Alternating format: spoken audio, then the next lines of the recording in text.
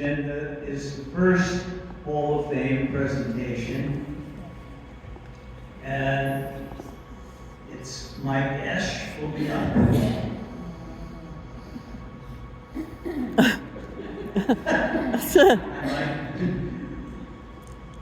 Russell, let us know when you're ready. I'll turn it over to Mike. Thank you, Tom.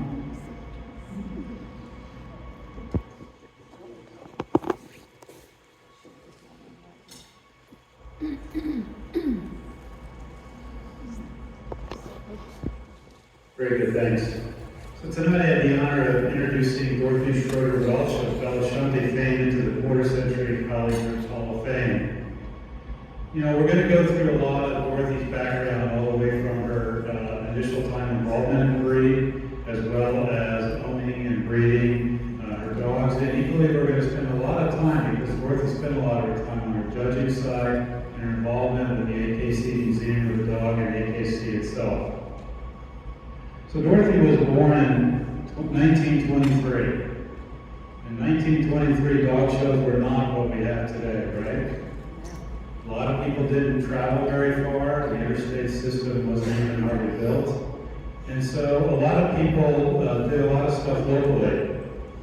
She spent her childhood in the heart of Chicago, later in Oak Park. Her mom raised Pomeranians from the time she was born. Her mom didn't just produce Pomeranians to show, but equally to sell and have money, because her dad didn't have a lot of money at the time. And Dorothy was always fond of telling everybody that she never traveled more than 300 miles in her entire breeding and showing career. So how many of you can tell me the length of 300 miles is from Oak Park? Well, this is not bad, folks. Come on. So 300 miles, if you think about it, gets you like down to Louisville, like out to Des Moines, maybe to the north part of Michigan, maybe as far east into Columbus. So when you think about it, Dorothy did not really do much outside of basically the core Midwest states, right? So that was always important. So she was always used to dogs, and by the time she was 14 years old, she knew she wanted a large dog. Pomeranians were not her thing. So she was a senior at Northwestern University, and she would go back and forth, and her mom said, "You cannot bring a large dog home." So luckily she had a sister who lived halfway, and so she made arrangements with her sister to have her own the collie, and coming back from school she would stop and say hi to her dog, because she wasn't allowed to have it home. And that way also the collie got raised with the children. In 1944, at the age of 21, she bought her first collie, not this dog, but a granddaughter of this dog, Champion Cock Robin Market, who was winner's dog at the 32 National. And she bought the dog from Tom Halpin and Chris Castleman of Hurtsville, Spain, in Chicago. You know, that was one of the things I always enjoyed. Tom knows I love history. And so how many people actually, who started the original Hurtsville title? Anybody remember? Yeah, it's Henry Hertz. It was actually a gentleman back in early 1904, I think. He started at the Hurtsville kennel name, and then he didn't last in the breed for more than a few years, and he basically gave the name over to 1907, all his stock and the kennel name, with manager Chris Castleman. In 1917, Tom Halpin joined Mr. Castleman. Together they built the Hurtsville we know today. And I'm getting to the point of why this is all important, but using stock primarily for Lodestone and Tocalin kennels, the Hurtsville dogs were known for their excellent head qualities, which ultimately is one of the things that Dorothy wanted in her dogs. In 1939, the Hurtsville dogs won 6 Best in Shows. And by the time Dorothy came around in 1944, the Hurtsville folks were really nearing the end of their breeding time. And they assisted greatly in Dorothy learning how to call litters, how to groom, how to show, and more importantly, how to breed. So this granddaughter of Champion Cock Robin Market had all the physical faults that were so prevalent at the time. You can imagine, I remember when I started even in the late 60s, how amazingly every dog it seemed like had a terrible rear end. Very, very common.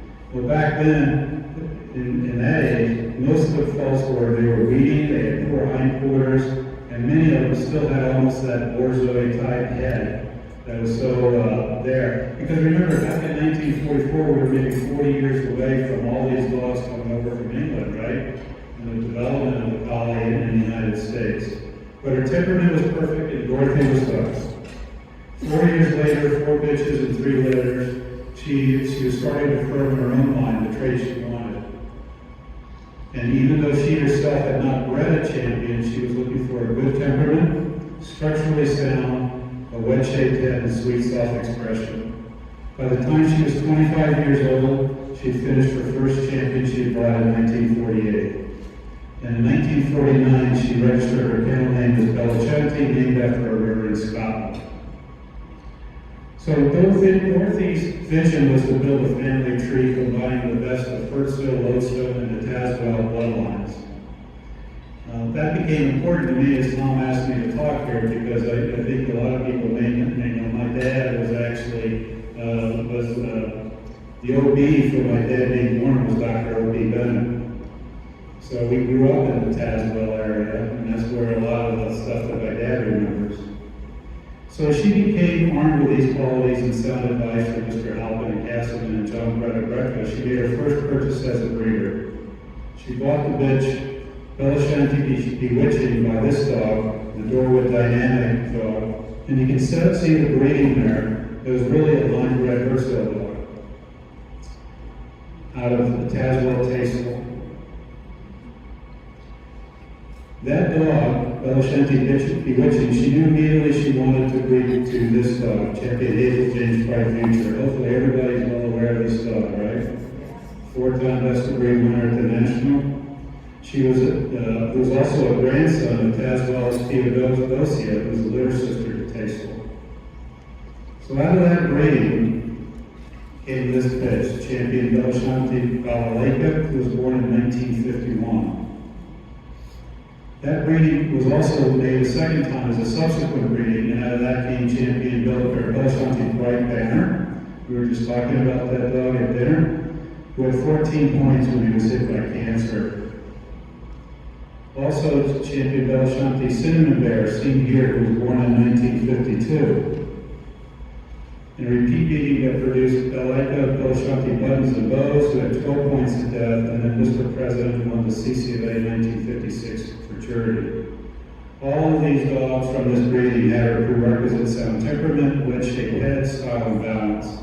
However, she was always, because she wasn't allowed to have dogs at home when she first started, she really learned from her mentors to the importance of culling dogs. And she decided she could have sounder rears. So by the next time, she decided to start breeding a lot of her dogs and did a lot of line breeds. So one of her most beautifully balanced dogs was Masterpiece, seen in this picture. He was born in 1952. He was the son of the aforementioned Bright Banner. And Dorothy, or Florence Cummings, when she saw him at Westminster, told Dorothy never to underestimate the dog. So he was bred to Balalaika in 1955, which produced Champion Bellicenti Belafonte, who won a 1960s Best in Show from the classes to finish. So this is going with a lot of the major producing of champions in the area. One of the ones I found the most interesting was he was bred to Bell Montmandy, who was, I think, the first smooth champion in 38 years in the breed. It was owned by Tom Kilcullen. From this breeding came the two foundation dogs to Judy Holtz's line, Champion Cullimore, Bad Bed of Evanwood, Winners Bitch, Best of Winners, and Best of Variety at the 59 National. And then the Kilcullen Evanwood Winners Dog Best of Variety at the same National. Both of these dogs were owned by Jenny and became foundational stock for a smooth program. My first smooth, Champion Rollers Charmer of Lake Brookwood variety in the 77 National, has both of those dogs appearing in her every 6 times. So a lot of this stock flows through a lot of the Midwest stock, and you see even today. Other line ratings that Dorothy had produced, Champion Bellicenti Bouncing Brody, who Welton 57 from Cinnamon Bear, and then champion Belshanti King of the Road Welton 72. So you can tell what she did. She bought some dogs, she learned a lot, right, before she started to breed. And then once she's bred, she went through some out process and then she converted to everything being line bred afterward. And that's really how she kind of built a lot of her dogs. This dog is a very, very famous dog. We were just talking about it a little bit ago.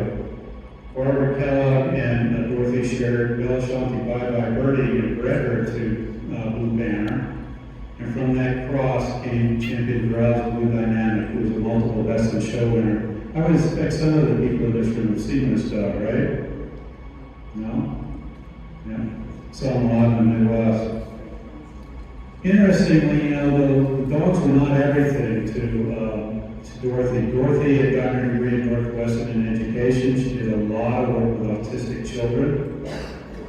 And she had trained from teaching to working with the autistic kids. And during this time, she never had more than 8 dogs in her house. In the early 60s, her mom and her moved to a new house near her work. Her dad had passed away at the time. Her kennel increased to about 12 dogs, but she was always fond of saying she never went to a show more than 300 miles away. That was a big thing. She won equally as specialties at the all breeds during the time when many all breeds were all bench shows. How many people have been to bench shows? Just think about that. About 20 years, most of those people will never even know what a bench show was. When Dorothy's mom died in '65, she had been spending a lot of time working with those autistic children, and it really created a major emotional drain to her. So with work pressures and her mental health her mom gone, she decided to cut back significantly on showing. Throughout the same time, and I think this is something we were even talking about at the show today, the Chicago group of breeders were a very tight-knit group of people, and they spent a lot of time together. And it wasn't that long ago that everybody would go to each other's houses and they would cull litters together. And they really, I think, as she started, those people started to die, the interactions started to change. If you went to a bench show, you knew you had to stay there all day. You had to know the people next to you. And that started to really affect her and her desire to continue breeding dogs. And so she felt like basically she was at the point in her life where the breeding and the showing of the dogs were not what she really was primarily interested in. So Dorothy never thought she would marry. Remember, she's Dorothy Schroeder, right? And she got married to Lynn Welsh. She had her dogs and she was content. In 1969, at the age of 46, she married Lynn Welsh. He was a hound, toy, and sporting dog breeder, as well as an AKC judge. He had over 100 poodle champions, multiple Afghan Pekingese and Cocker champions, and all of a sudden, Dorothy's outlook changed from just collies to a lot of other breeds. When they married, Lynn brought 50 poodle champions to the house with them. And Lynn really was the one who started Dorothy on her judging career. In 1969, she applied for collies and shelties. And at that time, she decided to stop breeding and showing and to just concentrate on judging. She had many judge friends, Lynn had many judge friends who would stop by their house on their way to shows. And so those conversations with these other judges over dinner is how she learned about wire-hair fox terriers, Dobermans, boxers, and a lot of other breeds. By 1975, she had picked up the toy group. She picked up the herding group in '76. And during her judging career, she judged over 70 Western shows. She also judged over 85 collie events, including 2 CCFA Nationals. She routinely judged all the way to the end over 78 shows a year at judging. So here's actually Dorothy, so forget about the dog and the person, the handler, even though it's my dad, and just look at Dorothy, okay? So this is Dorothy at the age of 52 giving a win to that dog who ended up being 2 years later best of ride at the National, CCA National. The next slide again is Dorothy at 58 years old. That happens to be my sister. Sorry, this is about the best you can get on a picture from me. So the next slide is, here's some of the pictures of Dorothy's judging grades other than college. So this is when she judged Kennel Review Magazine. Everybody remember Kennel Review Magazine? Yeah. And she judged the show dog in the year competition point. And here's a picture on the next slide of her getting best grade to a P when she was 70 years old. And then of course we have this picture of someone we all know and love going best in show. With a beautiful Sheltie in the early 1990s. So Dorothy judged varieties and best of breed at the 84 CCBA National in Michigan, and she was 61 years old. Her major winners were, and you may say, why is she bringing up her age? Well, I found out at that same point in my life where it's important to pay attention to your age. Okay? I can't say they're older anymore, right? So in that year, her best breed winner was Champion City View Advantage. Her best up to breed winner was Champion Stars Morning After. And then of course her best up to variety rough winner was Champion Stars Origins. She also judged best in show at the 91 Westminster Dog Show. She was 68. She was the 10th woman to have ever given that honor to judge the top dogs. And of course, you can see in the picture that she chose the standard poodle. In 1996, she was asked again to judge varieties and best of breed at the CCBA. I had the city wrong there. She was 73 years old. Her best of breed winner was Champion Bethany's Preacher Man. Best up to breed was Champion Regal Radiance. And her best variety rough winner was Champion Twin Creeks Concert Master. She judged dog shows worldwide for 45 years. She judged in North and South America, the British Isles, Scandinavia, Russia, Australia, New Zealand, Japan, Asia, Africa, and Canada. In 1996, she judged as the Collie Club of Canada National Specialty winner, best of breed champion, Talladega Spirituality. So at this time, she really started getting more and more interested in the, outside of the dog shows itself, more the dog political scene, if you would. Her name is synonymous with the Dog Museum of America. She used to say that the Dog Museum came first and AKC came second. The AKC appealed to her as a means to assist in the growth of the Dog Museum. You may say, how did she ever get involved in a museum? Well, come to find out, her parents were really big collectors of art. And she woke up, she says in one interview, she says, I woke up and I said, I had no family to leave my artwork to. So she had heard that Westminster Capital was looking to establish a couple rooms to collect art, and they would subsidize it all through the creation of a foundation. She wrote and asked if she could be involved, and they said yes. At the time, many of the Westminster members were also on the AKC board. And they proposed the AKC become the underwriters for the beginning of the Dog Museum, and so they did. So in 1982, they opened in New York City. But after a few years, AKC decided they didn't want the museum in the front lobby, which is where it was. And Dorothy led a group to search for a new location, which would ultimately move to St. Louis and be renamed the American Kennel Club Museum of the World. In 2019, the museum moved back to New York City at 101 Park Avenue, and it opened in March of that year. I know you all can't read this, but I'm going to read it for you because I think it's important. Dogs have worked alongside humans for centuries. As both our hardworking partners and loving companions, all dogs have a purpose. Their endless love and devotion have bonded us to them and made them our loyal best friends. Through art and experience, we wish to share stories of dogs fulfilling their purpose, and above all, celebrate the extraordinary impact they have on all of us. Every breed of dog has unique features and personality traits that make them best suited for their specific tasks and jobs. And at the bottom it says this museum is dedicated to the inspiration of two women, passionate lovers of dogs, Dorothy Welsh and Nancy Lindsay. She was really instrumental in that. So I pulled together a few slides of what it looks like inside the museum. So we just go through these rather quickly. Those are some of the pieces of artwork.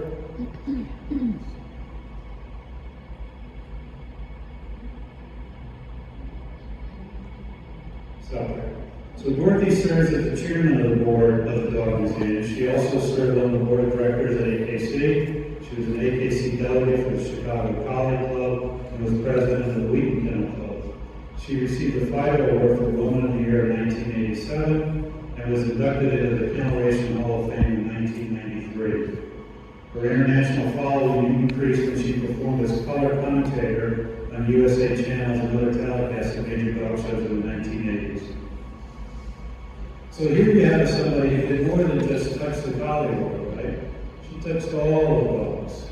Her engagement with AKC, with the start of the museum, her judging, I thought was just phenomenal. I'm going to close with something because Dorothy is, she's been interviewed a couple times, and so there's some material out there, but I always thought that she, in the times when I showed under her, she was always telling me a story. She would always tell me something. At that time, I was like 19 years old, so of course I knew everything at 19. So she would always tell these lovely stories, and so I kept some of these quotes out that I think you'll find are applicable. So when you ask the question, what did she like to see in the collie she judged? She always said first they had to be balanced. Second, the dog has to look like it could perform the duties for which it was bred. Third, it has to be a dog that looks like it can live a happy, healthy life. And fourth was tight. She really couldn't deal with a dog who was tight but wasn't balanced. So to her, that was the epitome of what a dog was. A dog was balanced and it could probably do what it was designed and built to do, form, follow, and function, right? So one of her favorite ones she quoted was Mrs. Cummings. And we all know who she was. She always said, and she took what Miss Cummings said and she applied it to what she wanted in her life. A collie should be able to move around the ring with a glass of water on his back without spilling it. And I think we've all at one time or another heard that. I have. And I thought, that's why I was looking at some other dogs today. They need to have dogs running around the ring without spilling any water. On the dog show world, this is an important one. We're all in this game together, she says. We have to enjoy each other's sport and not think we're different. We all have the same things about us. We have good dogs and we have bad dogs. We have nice people and people who are not so nice. The show ring is not only fun, but a necessary part of honest evaluation. Our job is not just to win ribbons, but rather to get opinions on breeding stock to continually improve the breed. If you remember, one of the reasons she stopped breeding and showing was because a lot of the friendships that she had grown up with were starting to go away and they were changing. To Dorothy, the dog show world was more about breeding and choosing dogs than the show ring itself. On type, certainly she said when we view old paintings depicting dogs of the past, type was different. A trip to the dog museum in St. Louis makes us aware of basic breed types and how they've evolved. Change is the only constant. So what do we mean when we call a dog typey or lacking a breed type? The essence of the reason for the breed's existence should be easily visible, definable, and reproducible. In my opinion, the true test of type is in the whelping pen. Unless a dog or bitch can reproduce the best of their breed type, the term has no lasting effect on the future of that breed. Very, very important. As fancier breeders and judges, we must be able to define type or find it or the lack of it in the dogs in the show rings. We must continually work to hold that type so that 100 years from now we'll be known as good stewards of the breeds we are involved in. As a judge, I feel very responsible to the breed when I walk in that ring. The first-time exhibitor needs encouragement, but no false hopes. The breeder who keeps trying needs to be told, well done, keep at it. And the overconfident old-timer needs to be told to slow down. As a breeder, she said, I always had a small kennel. I feel the most important thing about breeding is to set goals. First, a blue ribbon, second, a point, third, a major, fourth, a championship, all the way up to the 8th is best in show. It's impossible to overcome all the faults of a broodage within one letter. But many novices and even some short-term people in the breed become disenfranchised and disheartened when in one litter they were not able to eradicate every fault their bitch had. It can sometimes take many successive generations to rid yourself of just one fault. The idea is to set a goal and go slowly. The point of all of this is, you think about how complex this person was, right? Her engagement in dogs and not just on the breed. She passed away in 2015 at the age of 92.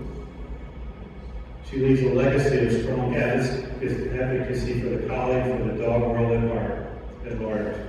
I believe you would all agree that she's a splendid inductee to the quarter-century Collie Hall of Fame. Thank you.